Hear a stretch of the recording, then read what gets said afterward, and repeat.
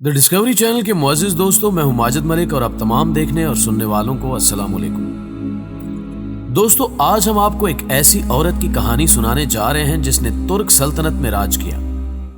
तुर्क दौरे उस्मानिया की पहली 2 सदियों में मर्द हजरात का राज रहा, लेकिन सुल्तान सुलेमान के दौर में 2 खवातीन नुमायां हुई, एक सुल्तान की मां और दूसरी सुल्तान की ज़ौजा। आज हम आपको सुल्तान सुलेमान की अहलिया यानी खुर्रम सुल्तान के बारे में तफसीलन आगाही देंगे। खुर्रम सुल्तान कैसे तुर्क सल्तनत की नामवर खातून बनी और उसने अपने अहद में कौन कौन से कारनामे सरअंजाम दिए, आज की ये वीडियो इसी मौजू के गिर्द घूमती है। मगर यहाँ हस्ब रिवायत चैनल पर नए आने वाले दोस्तों से दरखास्त है कि पहले द डिस्कवरी नामी यूट्यूब के इस मुनफरिद चैनल को सब्सक्राइब करते हुए साथ मौजूद घंटी के बटन को भी दबा दें, ताकि हर नई आने वाली वीडियो की नोटिफिकेशन आप तक बाकायदगी के साथ पहुंचती रहे। नीज हमारी काविशों का सिला हमारी वीडियोस को लाइक करके जरूर दिया कीजिए।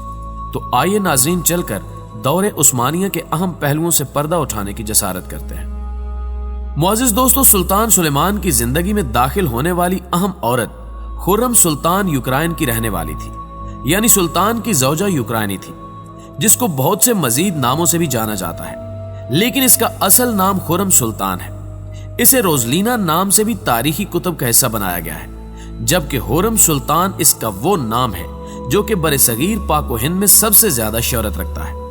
मगर अहम तारीखी कुतुब के हवालाजात में इसका नाम खुर्रम सुल्तान है। ये एक ऐसी खातून है जो बहुत सी इनकलाबी तब्दीलियां लाने की वजह बनी, और दौरे उस्मानिया में बहुत सी इस्लाहात इसी खातून के मरहूने मिन्नत है। ये खातून 1505 में पैदा हुई। कहा जाता है कि जब रूसी अफवाज ने मगरबी तुर्की पर हमला किया तो खुर्रम सुल्तान को बांदी बनाया गया। खुर्रम सुल्तान कई ममालिक से बिकती बिकाती सुल्तान के महल में पहुंची। ये 1517 का दौर था। उस दौरान सुल्तान की एक खास कनीज माह दौरा से एक औलाद हुई। सुल्तान ने अपने बेटे का नाम मुस्तफा रखा। सुल्तान सुलेमान अपनी महबूबा को प्यार से गुलबहार कहकर बुलाया करते थे। रिवायत है कि माहिर दौरा कोहकाफ के एक सरदार की बेटी थी और वो शहजादे के दरबार में एक गुलाम की हैसियत से दाखिल नहीं हुई थी। 1520 में सुल्तान सुलेमान के वालिद का इंतकाल हो गया और सुल्तान सुलेमान बादशाह बन गए। इसी बादशाहत के साथ सुल्तान के वालिद की तमाम चीजों पर अब सुल्तान सुलेमान का हक था। इसीलिए अब तमाम गुलाम और हरम के साथ साथ तमाम बानियां भी सुल्तान की सरपरस्ती में आ गई। डिस्कवरी के मुअज़्ज़िज़ दोस्तों, ज़माना उस्मानिया में यह तरीका हुआ करता था कि बादशाह का दरबार किसी पुराने महल में होता था और बादशाह खुद दूसरे महल में रहा करते थे, यानी बादशाह उस महल में नहीं रहा करते थे जहां पर उनका दरबार भी हुआ करता था। सुल्तान सुलेमान का वो महल जहां पर दरबार लगाया जाता था, वहां पर बादशाह की वालदा आयशा हिफ्सा सुल्तान उस महल में रहा करती थी। सुल्तान सुलेमान की वालदा को पहली वालदा सुल्तान होने का एजाज भी हासिल हुआ। इसके बाद जब सुल्तान सुलेमान अपने वालिद मरहूम का तख्त संभालने लगे तो इसके बाद दूसरी ताकतवर औरत होने का खिताब माहिर दौरा को मिला, क्योंकि माहिर दौरा सुल्तान सुलेमान के सबसे बड़े बेटे मुस्तफा की मां थी। लेकिन दरबार में जब खुर्रम सुल्तान ने कदम रखा तो सब कुछ बदल गया। तारीखदान लिखते हैं कि जाहिरी तौर पर खुर्रम सुल्तान इतनी खूबसूरत नहीं थी, लेकिन सुल्तान सुलेमान खुर्रम के लहजे और हंसने बोलने से मुतासिर हुआ। खुर्रम सुल्तान इंतहाई हंसमुख और मिजा तबीयत की मालकिन खातून थी। उसका यह अंदाज सुल्तान को इस कदर पसंद आया कि सुल्तान उस कनीज को खुर्रम कहकर पुकारने लगा। तुर्क दौरे उस्मानिया की इस खुश मिजाज औरत ने जल्द ही अपने हसीन और दिल फरेब लहजे का इस्तेमाल करते हुए सुल्तान के दिल में जगह बना ली। सुल्तान और खुर्रम की कुर्बतें इतनी बढ़ गईं कि 1525 में खुर्रम सुल्तान ने सुल्तान सुलेमान के बेटे को जन्म दिया। नाज़रीन ग्रामी, इस तरह उस्मानिया दौर की तीसरी ताकतवर खातून होने का एजाज खुर्रम सुल्तान ने हासिल किया। पहले बेटे मोहम्मद की वालदा बनने के बाद खुर्रम सुल्तान मजीद 4 औलादों की वालदा भी बनी।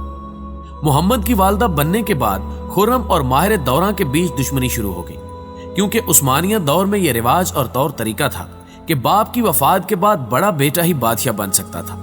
लेकिन खुर्रम सुल्तान अपने बेटे को बादशाह बनाना चाहती थी। जब सुल्तान सुलेमान खुर्रम सुल्तान के ज्यादा करीब होने लगे तो उन्होंने इस लड़ाई को आगे न बढ़ने दिया और माहिर दौरा के बेटे यानी शहजादा मुस्तफा को सूबा वीनसा का हुक्मरान बनाकर उसको इस्तांबुल से रवाना कर दिया। 1534 में सुल्तान की वालदा भी दुनिया फानी से कूच कर गई और इसके बाद खुर्रम सुल्तान का जादू सुल्तान सुलेमान पर इस कदर असरअंदाज हुआ کہ والدہ سلطانہ کی موت کے بعد سلطان سلیمان نے خرم سے شادی کر لی۔ سلطان سلیمان کی اس شادی کے بعد عثمانیہ دور کی یہ روایت دفن کر دی گئی کہ سلطان کبھی بھی اپنی کنیز سے شادی نہیں کیا کرتے۔ اس شادی کے بعد خرم سلطان دور عثمانیہ کی سب سے طاقتور عورت بن گئی۔ اب خرم سلطان میں ایک نئی خواہش پیدا ہونے لگی۔ وہ خواہش یہ بتائی جاتی ہے کہ خرم سلطان سلیمان کی تمام جائیداد کی اکلوتی حقدار بننا چاہتی تھی۔ اس خواہش کو پورا کرنے میں پہلی رکاوٹ سلطنت کا وزیر اعظم ابراہیم پاشا تھا، جو کہ سلطان سلیمان کے بچپن کا دوست تھا۔ جب سلطان کا دوست حکمران بنا تو سلطان نے اپنے دوست کو خوب نوازا، یہاں تک کہ اپنی بہن کی شادی بھی اس سے کروا دی۔ ابراہیم پاشا دور عثمانیہ کا سب سے پہلا وزیر اعظم یا صدر اعظم تھا جس نے اپنی تمام ذمہ داریاں نہایت ہی ایمانداری سے سر انجام دی۔ خرم سلطان نے ابراہیم پاشا کے متعلق سلطان کے دماغ میں یہ بات ڈالی کہ ابراہیم پاشا بادشاہ بننے کا خواب رکھتا ہے۔ یہ بات سنتے ہی کچھ عرصے بعد سلطان نے ابراہیم پاشا کو اپنے سپاہیوں سے کہہ کر قتل کروا دیا۔ ناظرین گرامی، کہا جاتا ہے کہ 1541 میں پرانے محل یعنی وہ محل جہاں بادشاہ کا دربار لگایا جاتا تھا، اس محل میں آگ بھڑک اٹھی۔ یہ آگ خرم سلطان کی سازش کا شاخسانہ تھی، کیونکہ سلطان سلیمان اپنا بہت سا وقت اس محل میں گزارتے تھے اور خرم سلطان کو یہ بات بالکل بھی پسند نہ تھی۔ وہ چاہتی تھی کہ وہ بادشاہ کے مزید قریب ہو جائے، یعنی وہ بادشاہ کا سارا وقت لے۔ لہٰذا خرم سلطان نے پرانے محل کو آگ لگوا دی۔ جب سلطان کا سارا وقت اپنی زوجہ یعنی خرم سلطان کے پاس گزرنے لگا تو وہ سلطان کو امور سلطنت چلانے کے لیے مشورے دینے لگی۔ اس کے باعث عثمانیہ دور کی حکومت میں عورت کا عمل دخل شروع ہو گیا۔ یہ عمل دخل کافی عرصے تک جاری رہا۔ بہت سے استنبول کے مصنفین کا یہ کہنا بھی ہے کہ خرم سلطان بادشاہ پر جادو کروایا کرتی تھی۔ استنبول کے باسی خرم سلطان کو جادوگرنی بھی کہا کرتے تھے۔ آہستہ آہستہ وقت گزرتا گیا اور ان کی اولاد جوان ہو گئی۔ اب خرم سلطان کو شہزادے مصطفیٰ کے بادشاہ بننے کے ڈرونے خواب آیا کرتے تھے، جس بنا پر خرم سلطان شہزادہ مصطفیٰ کو قتل کرانے کے منصوبے بنانے لگی۔ پہلے خرم سلطان نے بادشاہ پر دباؤ ڈال کر اپنے ایک خاص آدمی کو وزیر اعظم بنوایا۔ نومولود وزیر اعظم نے شہر بھر میں یہ افواہ پھیلائی کہ مصطفیٰ اپنے بوڑھے باپ کو تخت سے ہٹا کر بادشاہ بننا چاہتا ہے۔ یہ افواہ باپ بیٹے کے درمیان سنگین دشمنی کا موجب بنی اور خرم سلطان اپنے اس مقصد میں کامیاب ہو گئی۔ لیکن محققین لکھتے ہیں کہ برے کام کے برے انجام کی طرح خدا نے اس کو سزا یہ دی کہ اس کا کوئی بیٹا بھی سلطان سلیمان کے بعد تخت نشین نہ ہو سکا۔ ناظرین گرامی، 19 اپریل 1558 کو خرم سلطان وفات پا گئی اور سلطان سلیمان بھی ایک چالاک ترین عورت کے ساتھ زندگی گزار کر بڑھاپے تک آن پہنچا۔ ساتھ ہی سلطان بیمار رہنے لگا۔ خرم کی وفات کے کچھ ہی عرصے بعد ترک سلطنت کا ایک عظیم بادشاہ سلطان سلیمان بھی وفات پا گیا۔